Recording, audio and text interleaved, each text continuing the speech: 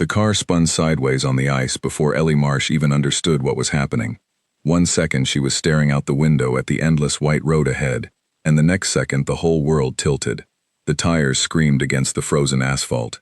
Diane Whitfield gripped the wheel with both hands, her knuckles pale, her jaw tight. "Hold on," Diane said, her voice sharp and controlled even in the middle of chaos. The car slid across 2 lanes, missed a guardrail by inches, and finally came to a stop half buried in a snowbank. For a moment, neither of them spoke. The engine ticked as it cooled. Snow kept falling outside, thick and relentless, swallowing the road behind them. Ellie's heart pounded so hard she could hear it in her ears. She turned to look at her boss, expecting to see anger, because anger was the only emotion she had ever really seen from Diane Whitfield in the 8 months she had worked at Whitfield Architecture. But instead, Diane looked pale. Her hands were still shaking slightly on the wheel. "Are you okay?" Ellie asked, surprised at herself for speaking first. Diane nodded, though her voice wavered when she answered. "I'm fine. We need to get out of the car before the snow buries us in." They stepped outside into a wall of wind, so cold it stole the breath right out of Ellie's lungs. The storm had come out of nowhere, the kind of freak weather system the local news had barely mentioned that morning. They had left the office early, driving up into the mountains for a final walkthrough of a client's new building site, a trip that was supposed to take 3 hours there and 3 hours back. Now the road behind them was already disappearing under a fresh layer of snow, and the road ahead was no better. "There's a cabin," Diane said, pulling her coat tighter around herself and squinting through the storm. "The client mentioned it during our call last week. Said his company keeps it for site visits, somewhere past that ridge." Ellie looked in the direction Diane was pointing, and saw nothing but gray and white, snow blowing sideways in the wind. "How far?" "I don't know. Half a mile, maybe less." Diane's eyes were steady now, all business again, as if the moment of fear in the car had never happened. "We can't stay out here, and we can't stay in the car. The temperature is dropping too fast." Ellie had never seen this side of her boss before, the decisive, quick-thinking side that showed up the moment real danger appeared. At the office, Diane Whitfield was known for being cold and exact, a woman who checked every decimal point on every budget report and sent back proposals covered in red corrections. Junior staff whispered about her in the break room, calling her impossible to please, impossible to read. Ellie had been terrified when she found out she would be the one accompanying Diane on this trip. Now, standing in a blizzard with nothing but a half-mile of unmarked snow between them and shelter, none of that mattered anymore. "Stay close to me," Diane said, and started walking. Ellie followed, pulling her scarf up over her nose, each step sinking deep into snow that had not been there an hour ago. The wind pushed against them from the side, forcing them to lean into it, just to keep moving forward. Visibility dropped to almost nothing. Ellie could barely see Diane's shape a few feet ahead of her, a dark outline against endless white.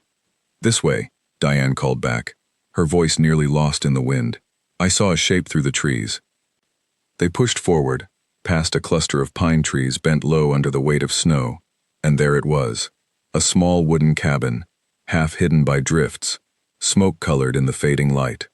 It looked older than Ellie expected, with a sagging porch and shutters that rattled in the wind, but at that moment, it looked like the most beautiful building in the world. Diane reached the door first and pounded on it with a gloved fist. No answer came. She tried the handle, and to Ellie's relief, it turned. The door creaked open into a dark, cold room. "Hello?" Diane called into the shadows. Silence answered her. "I don't think anyone's here," Ellie said, stepping inside behind her boss and pushing the door shut against the wind. The sudden quiet felt strange after the roar of the storm outside. Diane pulled out her phone, the screen glowing in the dim light. "No signal," she said, frustration creeping into her voice for the first time. She tried again, walking toward the window, holding the phone up as if that would help. "Nothing. Try yours." Ellie checked her own phone and found the same result, a single word on the screen that made her stomach drop. "No service." "Nothing here either." For a moment, the two women stood in the dark cabin, snow still swirling outside the frosted windows, both trying to process how quickly their simple business trip had turned into something else entirely. Diane set her phone down on a wooden table and pressed both hands against her face for a second, taking a slow breath. Okay, she said, lowering her hands. Her voice was steady again, back in control. We need light, and we need heat. Let's see what this place has. Ellie found a small kerosene lamp on a shelf near the door, and, after a few tries with a box of matches beside it, managed to get it lit. The warm glow filled the room, revealing simple furniture, a stone fireplace, a narrow kitchen along one wall, and a closed door leading to what Ellie guessed was a bedroom. The cabin was small, clearly built for short stays rather than long ones, but it was dry, and it blocked the wind, and right now that felt like everything. Diane knelt by the fireplace, examining a stack of split logs someone had left beside it. There's wood here. Good, that's one problem solved. She looked up at Ellie, and for the first time since they had met, there was something almost like relief in her expression. You did well out there, staying calm. Ellie blinked, caught off guard by the compliment. In 8 months, Diane Whitfield had never once told her she had done well at anything. Thank you, Ellie said carefully, unsure if this was a trick, a rare crack in the ice, or simply the truth. You got us here, I just followed.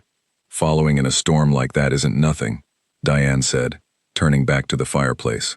She arranged the logs with quick, practiced movements, clearly more comfortable doing something with her hands than talking. My father used to take me camping. I haven't built a fire in years, but some things stay with you. It was such a small detail, but it struck Ellie as strange, hearing her boss talk about her childhood, her father, camping trips. In the office, Diane Whitfield revealed nothing about her personal life. No pictures on her desk, no mentions of weekends or family, nothing beyond spreadsheets and deadlines and corrections written in red ink. Ellie realized, watching her now, that she knew almost nothing real about the woman she worked for.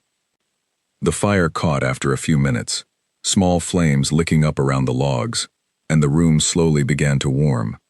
Ellie sat down on an old wooden chair near the fireplace, peeling off her wet gloves, watching the flames throw shifting light across the room.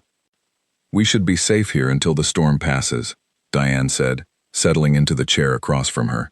Someone will notice we're missing eventually. The office will call when we don't check in tonight. What if the storm doesn't pass by tonight? Ellie asked. Diane was quiet for a moment, staring into the fire. Then we stay until it does. There's nothing else we can do. Outside, the wind howled against the walls of the cabin, and snow ticked steadily against the windows. Ellie pulled her knees up to her chest, trying to absorb the warmth from the fire, trying not to think too hard about how far they were from anyone who could help them if something went wrong. She glanced at Diane, who was still staring into the flames, her expression unreadable in the flickering light. Can I ask you something? Ellie said before she could stop herself. Diane looked over, a flicker of surprise crossing her face, as if she wasn't used to being asked personal questions. Go ahead. Back in the car, when we spun out, you looked scared. Ellie hesitated, worried she had overstepped some invisible line. I've never seen you look like that before. For a long moment, Diane said nothing. The fire crackled, sending a few sparks up into the dark chimney. When she finally spoke, her voice was quieter than Ellie had ever heard it. I don't like losing control of things, Diane admitted. Cars, plans, situations. It's not something I handle well. She paused, glancing at Ellie almost cautiously. I imagine that surprises you, given how I usually come across at the office. Ellie chose her words carefully. I think everyone at the office is a little afraid of you. A small, humorless laugh escaped Diane. I know. I've built a career on being taken seriously in rooms where people don't want to take me seriously. It costs something. I know it does. She looked back at the fire. I didn't expect to end up in a cabin in the middle of a blizzard explaining that to my newest employee. I'm glad you did, though, Ellie said quietly. It helps to know there's more to you than the red pen. That earned her the faintest smile, the first real one Ellie had ever seen on Diane Whitfield's face. It changed her whole expression, softened the sharp lines around her eyes, made her look years younger. Careful, Diane said, though there was no real warning in her tone. I still expect flawless reports on Monday. Ellie laughed despite everything, despite the cold and the danger and the uncertainty pressing in from every side. It felt good, that small moment of normal conversation in the middle of chaos, a reminder that they were still just two people trying to survive an unexpected night, nothing more complicated than that. But as the fire crackled and the storm outside grew louder, Ellie couldn't shake a strange, unfamiliar feeling settling in her chest. Something about the way Diane had looked at her a moment ago, something about the shift in the air between them, felt like the beginning of something neither of them had planned for. Diane stood and walked to the window, peering out at the swirling snow, her arms crossed over her chest. "We should check the rest of the cabin," she said, her voice returning to its usual brisk tone, as if she too had noticed the shift and wanted to step back from it. "See what we're working with for the night." Ellie rose from her chair, following her boss toward the closed door at the back of the room, unaware that what waited behind it would change everything between them. They had no way of knowing, standing there in the flickering firelight, that the storm outside was only going to get worse before it got better, or that the small cabin holding them safe from the cold was about to reveal a problem neither of them had expected. Ellie reached for the door handle at the same moment Diane did, their fingers brushing for just a second, before Diane pulled back and gestured for Ellie to go first. The door creaked open into darkness, and Ellie lifted the lamp to see inside. What she saw made her stomach tighten with a nervousness that had nothing to do with the storm outside. The bedroom was small, barely large enough for the single bed pushed against the far wall. A folded quilt sat at the foot of it, and a narrow window above the headboard rattled softly with each gust of wind. There was no couch, no second bed, not even a rug to sleep on, just bare wooden floorboards, and a thin closet that held nothing but a few spare blankets. Diane stepped past Ellie to look for herself, running her hand along the wall, as if hoping to find a door to another room that simply wasn't there. She checked the closet, then crouched to look under the bed, and finally straightened up with an expression Ellie had never seen on her before. Her cheeks were flushed, not from the cold this time, and her eyes darted around the small room, as if searching for an answer that wasn't going to appear. "There's only one bed," Diane said quietly, almost as if she were speaking to herself rather than to Ellie. The words hung in the air between them. Ellie felt her own face grow warm, despite the chill still clinging to her clothes. "Maybe there's a couch in the main room we missed," she offered, though she already knew there wasn't. She had seen every corner of that room while the fire was catching. "There isn't," Diane said, confirming what Ellie already suspected.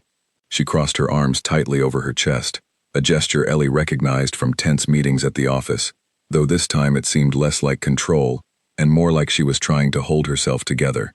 This cabin was clearly built for one person doing a quick site visit, not two people stranded overnight. "We could take turns," Ellie suggested.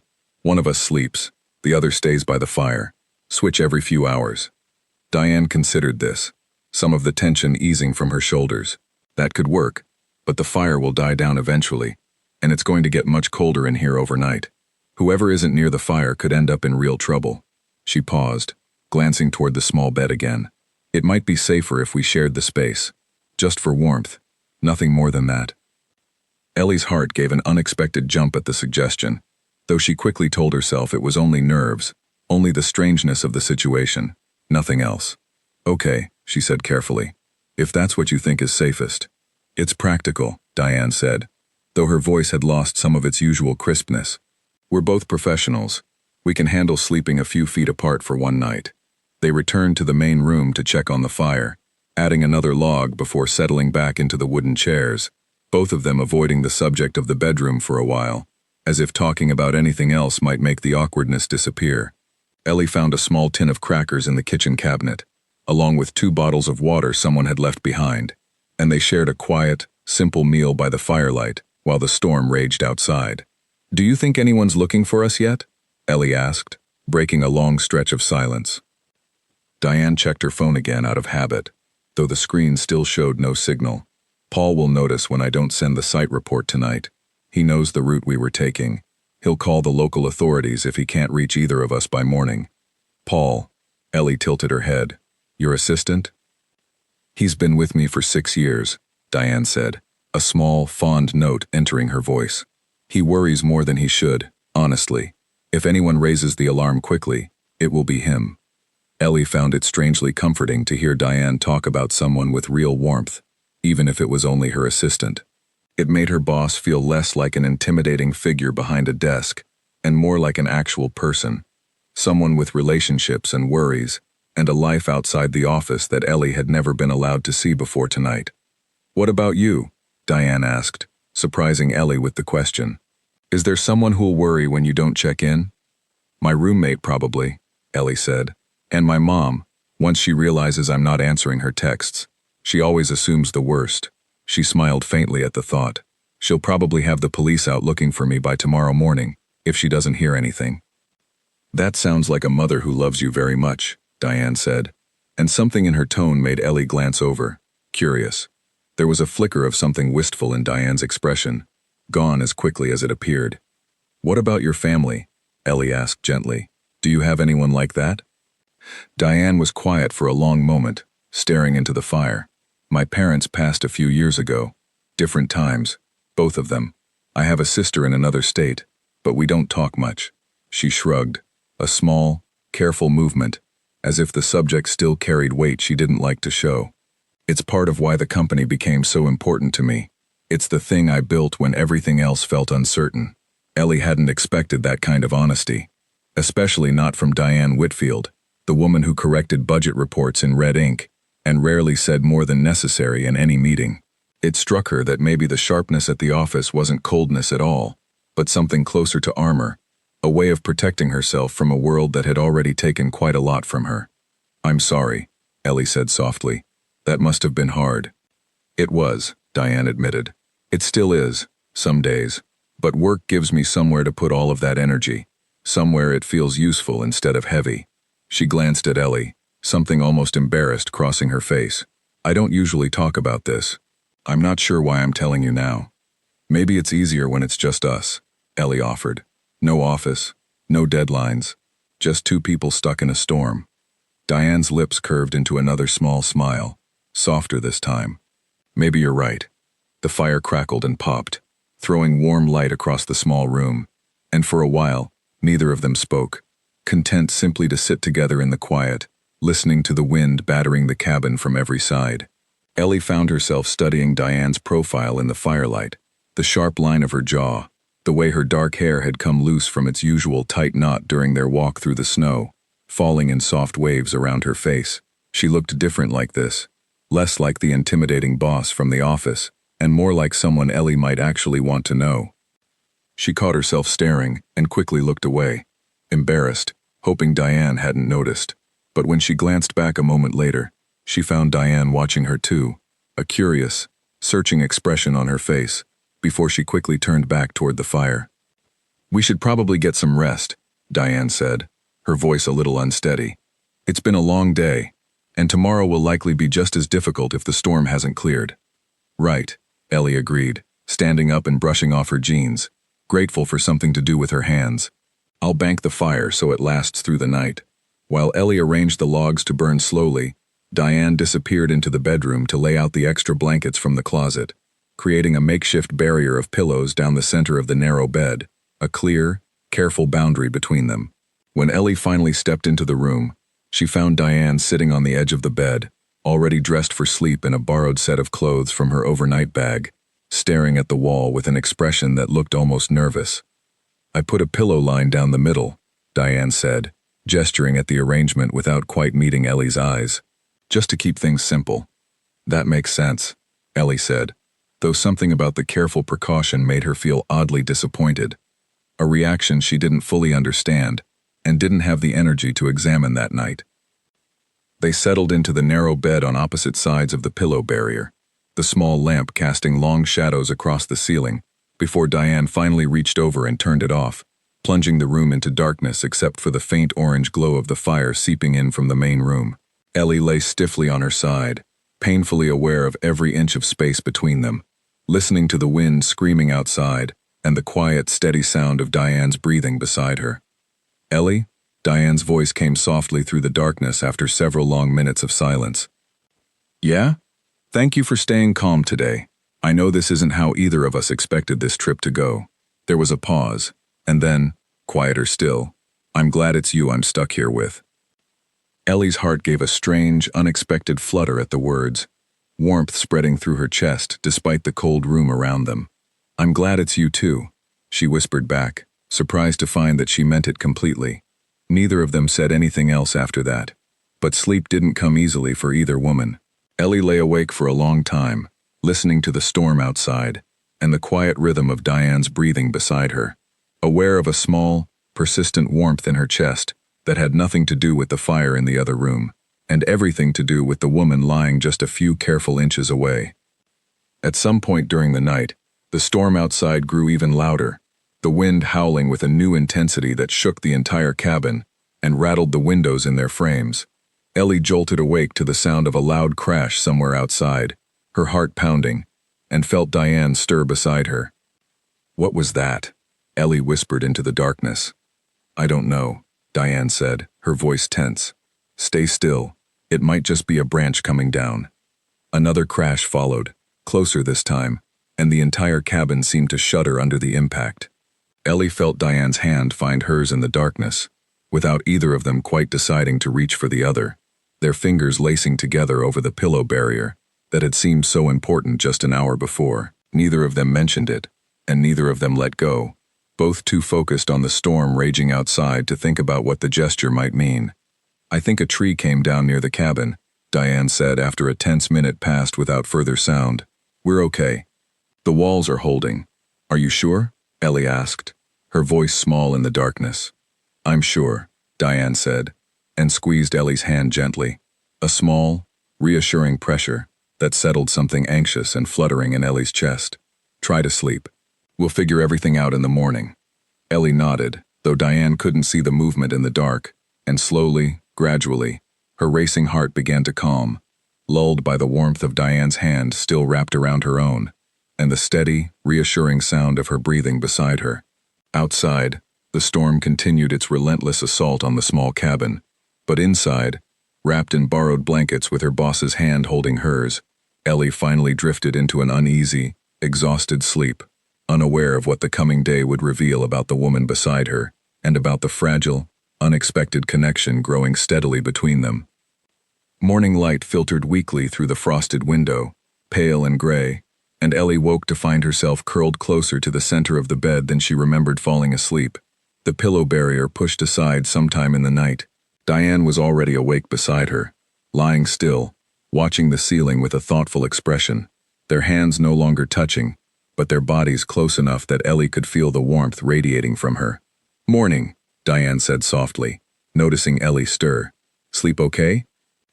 "Better than I expected," Ellie admitted, sitting up and rubbing her eyes, trying to ignore the strange fluttering sensation still lingering in her chest from the night before. "Is the storm still going?" Diane rose and walked to the window, pulling back the thin curtain to peer outside. Her shoulders sagged slightly with what looked like relief. "It's slowing down. The wind isn't as strong. We might be able to see the extent of the damage soon." They dressed quickly and stepped into the main room, where the fire had burned down to glowing embers overnight. Ellie added fresh logs while Diane checked her phone again, still no signal, before pulling on her coat and heading toward the front door. "I want to check on the car," Diane said, "and see what caused those crashes last night." Ellie followed her outside, into a world transformed by snow.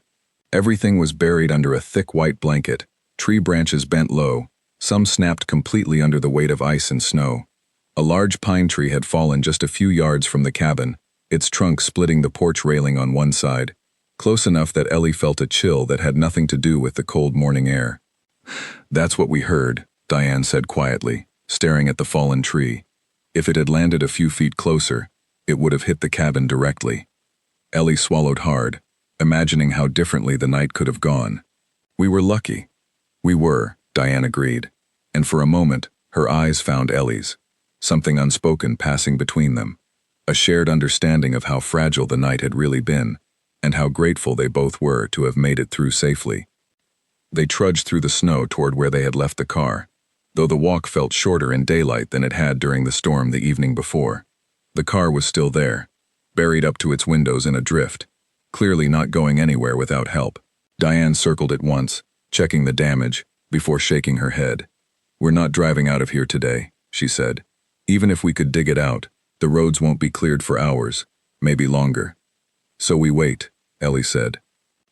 "We wait," Diane confirmed, though there was something in her voice that suggested she wasn't entirely unhappy about the prospect, a note Ellie couldn't quite place, but found herself hoping she wasn't imagining. They walked back to the cabin together, their boots crunching through fresh snow, breath fogging in the cold morning air.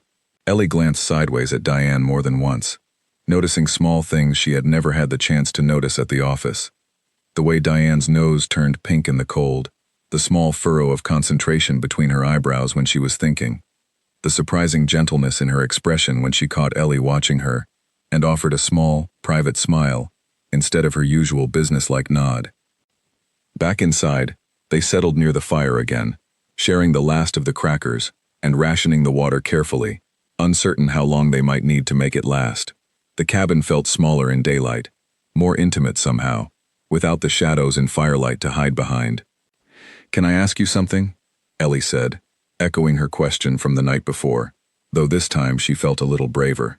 "Go ahead," Diane said, settling back in her chair. "Why did you become so strict? At the office, I mean. Everyone's terrified of you, and I used to think it was just how you were, but after last night, I don't think that's the whole story." Diane considered the question for a long moment, turning her water bottle slowly in her hands. "When I started this company, I was 28 years old, and every single investor meeting I walked into, someone assumed I was there to take notes rather than lead the discussion. I had to be twice as prepared, twice as sharp, just to be taken half as seriously as the men in the room." She paused, her expression distant, remembering. Being strict, being exact, it became a kind of shield.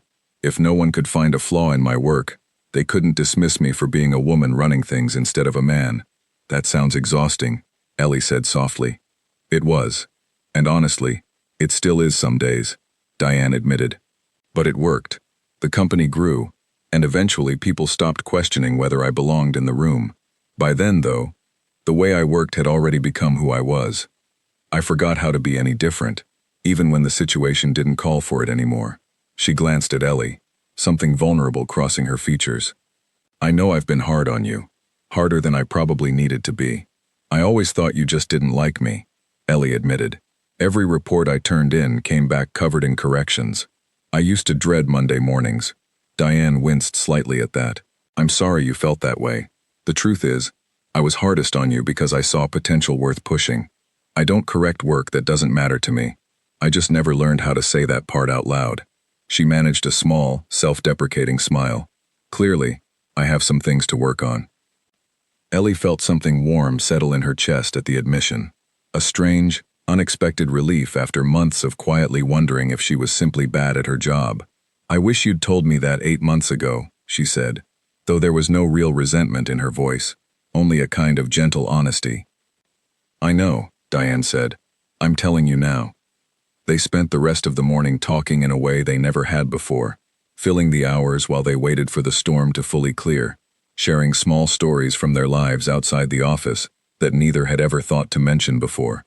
Diane talked about her love of hiking, a hobby she rarely had time for anymore, and about the small apartment she kept minimally furnished because she was rarely home long enough to enjoy it. Ellie talked about her younger brother, still in college, and her dream of eventually designing sustainable housing developments, a goal that had drawn her to architecture in the first place. "That's ambitious," Diane said, genuine interest lighting her expression. "Sustainable housing is exactly where this industry needs to go. I have a project like that in early planning stages, actually. I hadn't thought about who to put on it yet." "Really?" Ellie sat up a little straighter, unable to hide her excitement. "Really," Diane said, smiling at Ellie's enthusiasm. "Consider yourself under consideration, effective immediately." The rest of the day passed more comfortably than either of them could have predicted the night before, the earlier tension slowly dissolving into something easier, warmer, filled with quiet laughter and small moments of connection that neither woman commented on directly, though both seemed acutely aware of them. By the time evening approached and the light outside began to fade again, the wind had died down almost completely, leaving behind an eerie, beautiful stillness over the snow-covered landscape. "I think the worst of it has passed," Diane said, standing at the window and watching the last gray clouds drift apart to reveal a clear evening sky. "We might actually be found tomorrow." Ellie joined her at the window, close enough that their shoulders nearly touched. "Are you glad about that?" she asked quietly, unable to keep a note of vulnerability from creeping into her voice. Diane turned to look at her, something soft and searching in her expression. Part of me is, she admitted. But I think another part of me isn't in as much of a hurry as I probably should be. The admission hung in the air between them, honest and unguarded, in a way that felt entirely new, and for a moment neither of them moved, standing close together in the fading light, the space between them charged with something neither had dared to name yet. Ellie's heart pounded as she searched Diane's eyes, wondering if she was imagining the way her boss seemed to be leaning slightly closer, wondering what would happen if she leaned closer too. But before either of them could act on the moment, a distant, mechanical sound reached their ears, faint at first, then growing steadily louder, cutting through the quiet evening air. Diane's head turned sharply toward the window, her expression shifting from something tender to something alert. "Do you hear that?" she asked. Ellie listened, and slowly recognized the sound for what it was, the low, steady rumble of an engine, somewhere out on the road beyond the trees. They rushed outside, boots crunching through the snow, and saw the flashing amber lights of a snowplow making its way slowly down the road, clearing a path through the drifts. Behind it followed a large orange truck, the kind used by local rescue crews, its headlights cutting bright beams through the last of the evening dusk. "Over here!" Diane shouted, waving her arms above her head, her voice carrying clearly through the cold, still air. Ellie joined in, waving and calling out until the plow slowed, and the rescue truck pulled off to the side of the cleared road, close to where the cabin sat nestled among the trees. A man climbed down from the truck, bundled in a heavy orange jacket, a radio clipped to his shoulder. "You two the missing architects?" he called out, jogging toward them through the snow. "We've been searching this route since this morning. Your office reported you missing last night when you didn't check in." "That would be us," Diane said, relief flooding her voice as she and Ellie made their way toward him. "We're both fine. We found shelter in the cabin back there before the worst of the storm hit." The man, who introduced himself as Owen, part of the county's emergency response team, quickly radioed back to confirm they had located the missing pair, safe and uninjured. "Your assistant's been calling every hour since 6 this morning," Owen said, glancing at Diane with a small, amused smile. "Kept insisting we check this particular stretch of road first. Said you always take the scenic route to client sites, storm or no storm." Diane huffed a soft laugh, shaking her head. "That sounds exactly like Paul." "We've got a warm truck and some hot coffee, if you're ready to head down the mountain," Owen offered. "Roads are cleared enough now to get you back to town safely." Ellie glanced at Diane, an unspoken question passing between them, though neither quite knew how to voice it. There was something bittersweet about the moment, the relief of rescue tangled together with a strange reluctance neither of them fully understood, both aware that whatever had begun to grow between them inside that small cabin now had to face the reality of the outside world again. "We're ready," Diane said finally, though her eyes lingered on Ellie, for a moment longer than necessary, before she turned to follow Owen back toward the truck.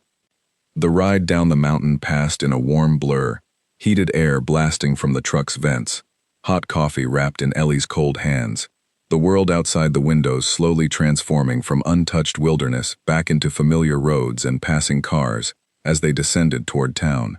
Diane sat beside her the entire way, close enough that their shoulders brushed with every turn in the road, neither of them commenting on it, both seemingly content to let the quiet contact remain unspoken and unremarked upon. By the time they reached the small town at the base of the mountain, night had fully fallen, streetlights glowing warmly against the fresh snow piled along the sidewalks. Owen dropped them at a local inn that had agreed to house stranded travelers for the night, the roads too treacherous still to attempt the full drive back to the city until morning. "Get some rest," Owen said as they climbed out of the truck. "Storm's supposed to be completely clear by tomorrow. You should be able to head home safely then." Inside the inn, a kind older woman named Grace checked them in, offering warm sympathy for their ordeal, and leading them to their rooms on the second floor. This time, thankfully, there were 2 separate rooms available, a fact that Ellie noted, with a strange mixture of relief and disappointment she wasn't quite ready to examine too closely. "I suppose this is where we say goodnight properly," Diane said, standing outside Ellie's door, her voice softer than Ellie had ever heard it, even during their quietest moments in the cabin. "I suppose it is," Ellie said, suddenly nervous, in a way that felt entirely different from the fear she had carried through the storm. Diane hesitated, glancing down the empty hallway before looking back at Ellie, something vulnerable and searching in her expression. "I meant what I said earlier," she said quietly, "about not being in a hurry for this to end. These past 2 days, as strange and difficult as they were, I haven't felt this much like myself in a long time. Around you, I mean." She paused, seeming to gather her courage. "I don't quite know what to do with that." Ellie's heart pounded as she stepped a little closer, closing some of the distance between them. "Maybe we don't have to figure it all out tonight," she said gently. "Maybe we just see where it goes, once we're both back in the real world." A slow, genuine smile spread across Diane's face, warm and unguarded in a way Ellie suspected very few people had ever been allowed to witness. "I'd like that," Diane said softly. For a long moment, they simply stood there in the quiet hallway, the warmth between them entirely unspoken but undeniably present, before Diane finally stepped back, clearing her throat gently. "Good night, Ellie," she said, though she lingered a moment longer before turning toward her own room. "Good night, Diane," Ellie replied, watching her go, a small, hopeful smile tugging at her own lips, as she finally stepped inside her room and closed the door behind her. Sleep came easily that night, wrapped in warm blankets after 2 days of cold and uncertainty, Ellie's mind replaying every moment of the past 2 days.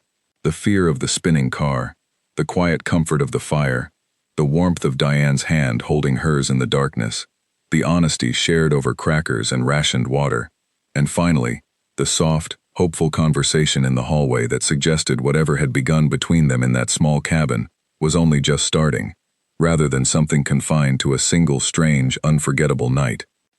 Morning arrived bright and clear, sunlight glinting off the fresh snow outside Ellie's window. The storm fully passed, leaving behind a world that looked freshly washed and new. She dressed quickly and made her way downstairs, where she found Diane, already seated at a small table near the window, 2 cups of coffee waiting, one clearly meant for Ellie. "Good morning," Diane said, looking up with a smile that seemed lighter than any Ellie had seen from her before, even during their quietest moments together in the cabin. "I ordered breakfast. I hope that's all right." "That's perfect," Ellie said, settling into the seat across from her, wrapping her hands around the warm coffee cup. "Did you sleep well?" "Better than I have in months, actually," Diane admitted, a hint of surprise in her own voice, as if the realization had caught her off guard. "It's strange. I expected exhaustion after everything that happened, but instead, I feel lighter somehow." They shared a comfortable breakfast together, the conversation flowing easily between them in a way that would have felt impossible just a few days earlier, back when Diane Whitfield was still nothing more than Ellie's intimidating, unreachable boss. Now, watching her laugh softly at a small joke Ellie made about the terrible instant coffee from the emergency truck, Ellie found it hard to remember why she had ever been so afraid of her. Paul arrived shortly after breakfast, having driven up personally to collect them once the roads were confirmed clear, practically bursting through the inn's front door with visible relief the moment he spotted them both seated safely at the table. "You two scared me half to death," Paul said, shaking his head as he approached, though his eyes were bright with genuine happiness at seeing them both unharmed. "I called every hour. I nearly drove up myself before they told me the roads were too dangerous." "We're fine, Paul," Diane said warmly, standing to give him a brief, grateful hug. "Thank you for pushing them to search that road first." "Of course," Paul said, waving off the thanks. "Now come on, let's get you both home. You've had quite enough adventure for 1 week." The drive back to the city passed easily, Paul filling the silence with updates from the office and questions about their ordeal, while Ellie and Diane exchanged small, private glances in the back seat whenever their eyes happened to meet, both clearly aware of the quiet, unspoken understanding that had grown between them, something neither was ready to share with Paul just yet, but something both were equally unwilling to let fade, now that the danger had passed and ordinary life was rushing back to meet them. 2 weeks passed after the storm, and life at Whitfield Architecture slowly returned to its usual rhythm, though nothing about the office felt quite the same to Ellie anymore. She still turned in reports every Monday morning, still waited nervously to see how many corrections would come back in red ink, but something had shifted in the way Diane reviewed her work now. A new patience threaded through even the most detailed feedback, small notes of encouragement appearing alongside the corrections that had never been there before. More than that, small moments had begun appearing between them that Ellie treasured quietly, careful not to let anyone else in the office notice just yet. A coffee left on her desk some mornings, exactly the way she liked it, though she never remembered mentioning her order to Diane directly. Brief conversations that lingered a little longer than necessary after meetings ended, both of them finding excuses to stay behind in the conference room a few extra minutes. Glances across the open office that carried a warmth neither of them could fully hide, even when surrounded by colleagues who had no idea what had happened during that snowstorm weeks earlier. One evening, as the office slowly emptied out and the last of the daylight faded outside the tall windows, Diane appeared at Ellie's desk, a manila folder tucked under her arm, and a look of quiet anticipation on her face. "Do you have a few minutes?" Diane asked. "I want to show you something." Ellie saved her work and followed Diane into her office. Curious, Diane closed the door behind them, a gesture that immediately caught Ellie's attention, since Diane rarely closed her office door except for the most serious of meetings. "I finalized the sustainable housing project today," Diane said, setting the folder down on her desk and opening it to reveal detailed sketches and preliminary plans. "The client approved the concept this afternoon. It's officially moving forward." "That's wonderful," Ellie said, genuine excitement lighting up her face as she leaned over the desk to study the plans more closely. "I want you leading the design team," Diane continued, watching Ellie's reaction carefully. "Not just contributing, leading. I think you have the vision this project needs, and honestly, I think you're ready for it." Ellie looked up, stunned, searching Diane's face for any sign that this was some kind of joke, but found only sincere confidence staring back at her. "Are you sure?" "I've only been here 8 months." "I'm sure," Diane said firmly. "I don't offer opportunities like this lightly, and you know that better than anyone, given how carefully I usually guard my approval." A small, warm smile crossed her face. "Besides, I have excellent judgment about talent. I proved that when I hired you in the first place." Ellie felt tears prick unexpectedly at her eyes, overwhelmed by the sudden shift from months of nervous uncertainty to this moment of genuine trust and recognition. "Thank you," she said softly. "This means more to me than you probably realize." "I think I understand more than you'd expect," Diane said gently, stepping around the desk to stand closer to Ellie. The office around them had gone quiet, most of their coworkers already gone for the evening, leaving them in a rare moment of complete privacy. "Diane," Ellie began, uncertain how to voice everything she had been feeling since the storm, the growing warmth between them, that neither had properly addressed since that quiet hallway conversation at the inn weeks earlier. "I know," Diane said softly, saving her the trouble of finding the right words. "I've been thinking about it too, every single day since we got back." She hesitated, something vulnerable crossing her features again, the same vulnerability Ellie had first glimpsed during that terrifying moment when their car spun out on the icy road. "I don't usually let myself want things this much. It scares me a little, honestly." "It scares me too," Ellie admitted, closing the small distance between them. "But I don't want to pretend nothing happened in that cabin. I don't want to go back to how things were before." "Neither do I," Diane said, her voice barely above a whisper now, her eyes searching Ellie's with a quiet, hopeful intensity that made Ellie's heart race. The office lights hummed softly overhead, the city skyline glowing faintly through the tall windows behind Diane's desk, and for a moment, neither of them moved, both simply absorbing the reality of finally, openly acknowledging what had been growing between them since that first terrifying night in the storm. Then, slowly, Diane reached out and gently took Ellie's hand, the same way she had in the darkness of that small cabin bedroom weeks earlier, when the world outside had felt uncertain and dangerous, and the only steady thing had been each other.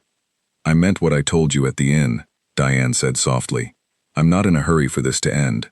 Whatever this is, I want to see where it goes, properly this time, not just stolen moments during a storm." "I want that too," Ellie said, squeezing her hand gently, a warm, certain feeling settling deep in her chest, entirely different from the fear and uncertainty of those first hours trapped together in the mountains.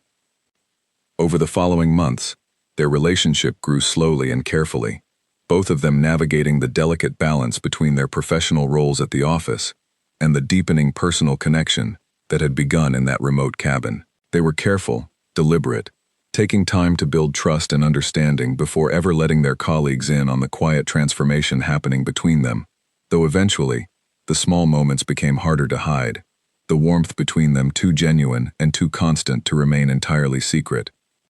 The sustainable housing project flourished under Ellie's leadership, Diane's guidance steady and supportive, rather than harsh and critical, the two of them working together with a natural rhythm that surprised even their most experienced co-workers.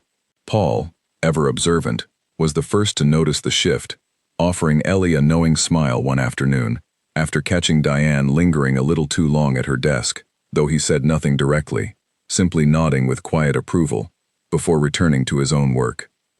Nearly a year after that unexpected storm had trapped them together in the mountains, Ellie stood beside Diane at the official opening of their completed sustainable housing development, watching proudly as the first families moved into homes, designed with genuine care and vision, a project that had begun as nothing more than a hopeful mention during a quiet conversation in a snowbound cabin. "We did this," Ellie said softly, standing beside Diane as they watched the celebration unfold before them.